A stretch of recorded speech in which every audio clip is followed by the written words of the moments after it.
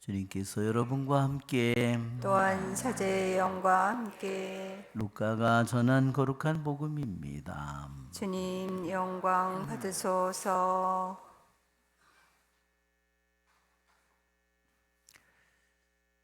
예수님께서 게네사렛 호숫가에 서 계시고 군중은 그분께 몰려들어 하나님의 말씀을 듣고 있을 때였다. 그분께서는 호숫가에 대어 놓은 배 두 척을 보셨다. 어부들은 거기에서 내려 그물을 싣고 있었다. 예수님께서는 그 두 배 가운데 시몬의 배에 오르시어 그에게 못에서 조금 저 나아가 달라고 부탁하신 다음 그 배에 앉으시어 군중을 가르치셨다. 예수님께서 말씀을 마치시고 나서 시몬에게 이르셨다. 깊은 데로 저 나가서 그물을 내려 고기를 잡아라. 시몬이 스승님, 저희가 밤새도록 애썼지만 한 마리도 잡지 못하였습니다. 그러나 스승님의 말씀대로 제가 그물을 내리겠습니다 하고 대답하였다. 그렇게 하자 그들은 그물이 찢어질 만큼 매우 많은 물고기를 잡게 되었다. 그래서 다른 배에 있는 동료들에게 손짓하여 와서 도와달라고 하였다. 동료들이 와서 고기를 두 배에 가득 채우니 배가 가라앉을 지경이 되었다.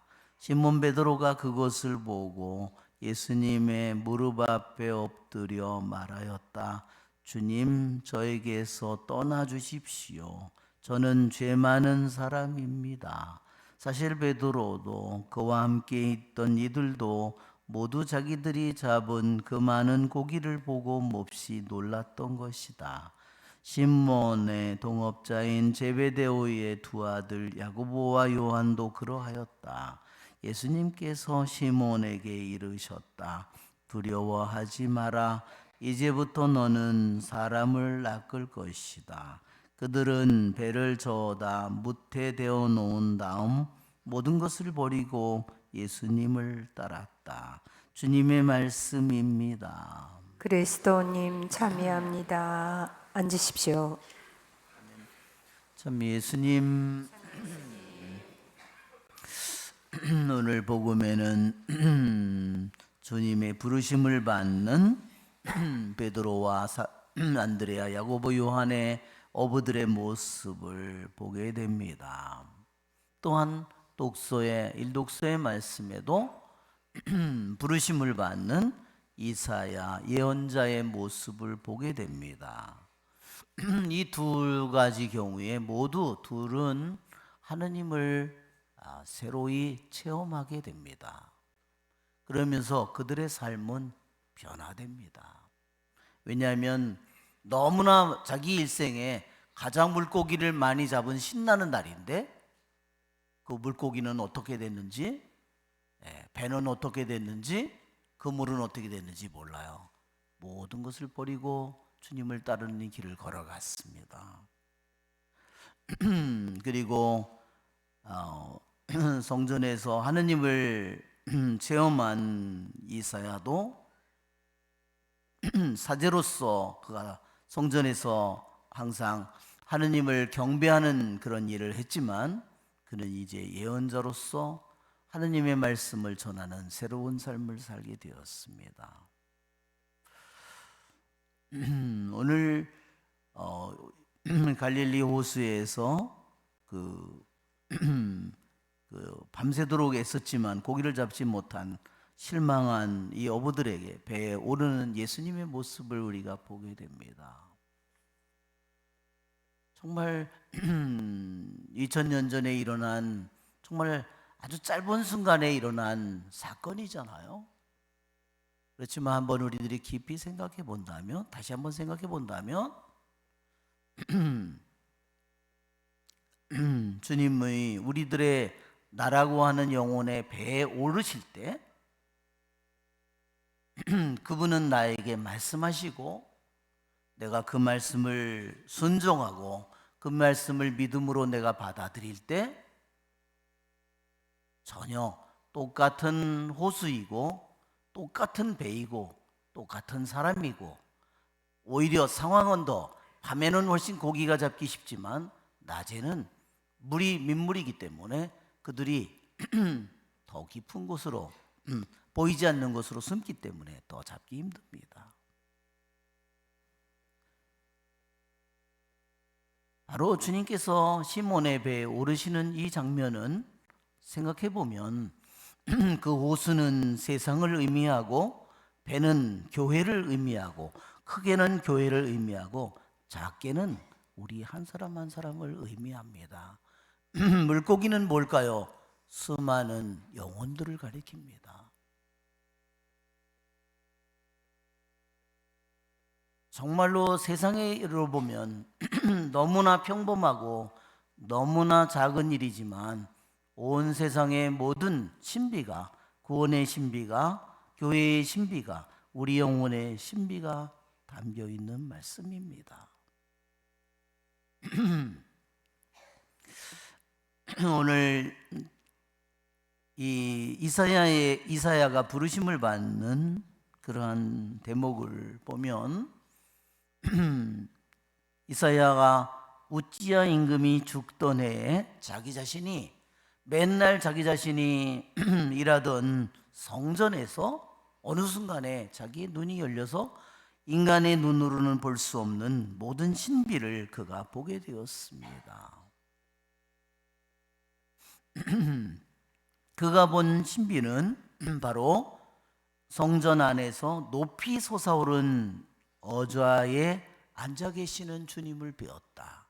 그가 사제로서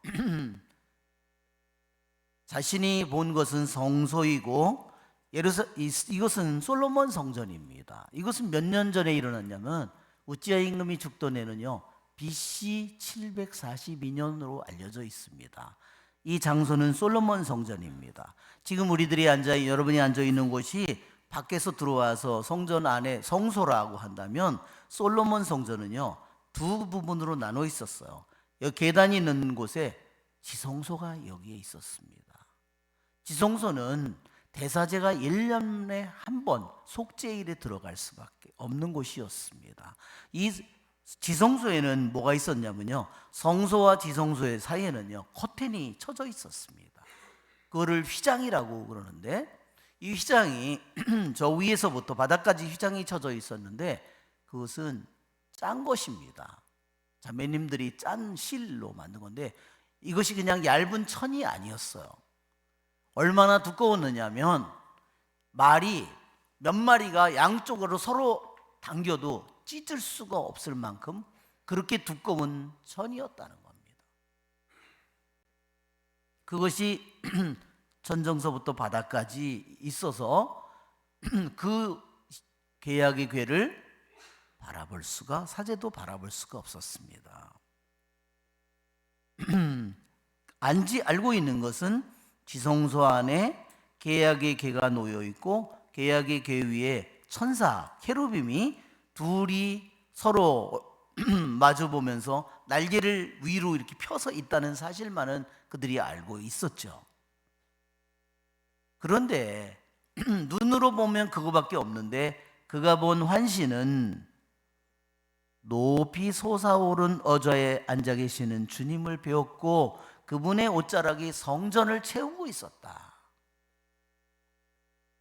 계약의 궤를요, 탈출기를 읽어보면 계약의 궤를 주님께서 뭐라고 말씀하시냐면, 두 케루빔 천사가 속죄판 위에 날개를 위로 펼치고 있는데 주님께서 말씀하시기를, 이 속죄판이 내 발이 놓이는 자리다. 그래서 속죄판을 그분의 발판이라고 했어요. 말하자면 그 당시에 2000년 전에 파라오라든지 임금들이요, 자기 왕의 발판이 있었습니다. 자기의 옥저가 있고 왕저가 있고 거기에 발판이 있었습니다. 만약에 적의 왕을 잡아오면 전쟁에서 그 적의 왕을 자기 발로 밟고 있는 겁니다. 그것이 왕권을 의미했어요. 계약의 궤 위에 하느님의 발이 놓이는 자리인데, 그는 절대로 볼 수 없었던 눈이 열리면서 높이 솟아오른 의자에 주님이 앉아 계시고 그분의 옷자락이 내려와서 성전 바닥까지 가득 채우고 있었다는 겁니다. 그러면서 천사들이, 6날개를 가진 천사들이 거룩하시다 거룩하시다 거룩하시다, 만군의 주님 온 땅에 그분의 영광이 가득하시다, 이 찬미의 노래를 부릅니다. 여러분, 우리도 가톨릭 신자로서 매 미사를, 어느 미사를, 평일 미사를 하든 무슨 미사를 하든 미사할 때마다 말씀의 전례에서 성찬의 전례로 넘어가는 순간에 거룩하시다를 노래합니다. 그러니까 이 거룩하시다는 노래는 원래 누가 부르는 노래입니까? 천사들이 부르는 노래입니다. 우리가 미사 때 왜 거룩하시다를 노래하느냐? 바로 천상에서 천사들이 하느님을 찬미하는 노래를 우리도, 아직 우리는 죽어서 그분을 보지는 못하지만 이 세상에서부터 천사들과 함께, 하늘에서는 천사들이, 땅에서는 우리들이 벌써 천사들과 함께 주님을 찬미하는 노래를 부르는 겁니다. 우리는 이 세상에서 주님의 노래를 부르도록 참 우리가 부르심을 받은 사람입니다. 그 찬미 가사를 보면 거룩하시다 거룩하시다 거룩하시다 입니다. 여러분, 거룩하시다는 말은 우리들이 무슨 뜻인지 알죠? 그것은 세속적이지 않고 거룩하다, 또는 속되거나 더럽지 않고 평범하지 않고 너무너무나 거룩하다, 이런 뜻으로 우리들이 보통 알고 있습니다. 그것도 물론 맞는 말입니다. 그러나 거룩하시다라는 이 말은 히브리 말로 까도시입니다. 그래서 까도시입니다. 그러면 이 까도시라는 말의 더 정확한 의미는 무엇인가? 까도시라는 말은요, 어떤 뜻이냐면 완전히 다르다, 이런 뜻입니다. 영어로는 totally different라는 겁니다. 완전히 다른 겁니다. 이 세상과 완전히 다른 겁니다. 여러분, 하느님이 만든 세상의 이 모든 것들은 피조물이죠. 만들어진 것이죠. 그것을 만든 분하고 비교를 해보세요. 완전히 다른 존재입니다. 우리는 유한한 생명을 살지만 그분은 영원하십니다.